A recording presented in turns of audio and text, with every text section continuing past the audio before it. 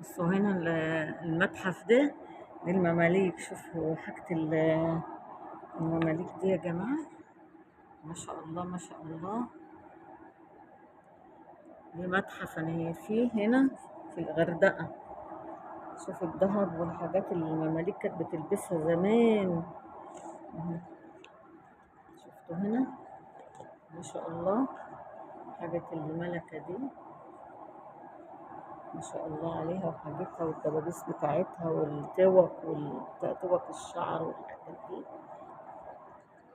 شوفوا دول التاج ده بتاع ديت اهي، ما شاء الله عليها. دي متحف في الغردقة يا جماعة.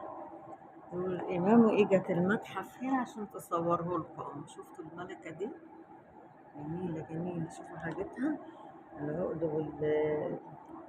والصورة والحاجات دي يا جماعة. شوفوا هنا بقى الحاجات الذهب ديت، الذهب ده كله، الساعات ديت الرجالي بتاعت المماليك دي، ما شاء الله حاجات جميلة. شوفوا الحاجات دي بتاعت المماليك. شوفوا الفنجان ده، السلطانية، السلطانية السلطانية اهي. شفتوا الحاجات اهي بتاعت المماليك اللي كانت يشربوا فيها الشاي والقهوة والفناجيل دي، مية الدهب، ما شاء الله ما شاء الله. ايه رأيكم يا جماعة؟ يوم الإمام بجيب لكم حاجات حلوة. اجت الغردقة عشان تصور لكم الحاجات اللي في المتحف،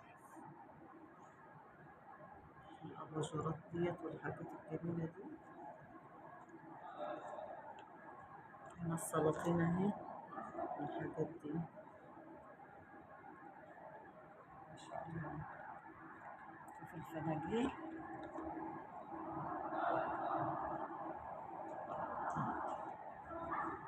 الطبق المماليك اللي كانت بتاكل فيها.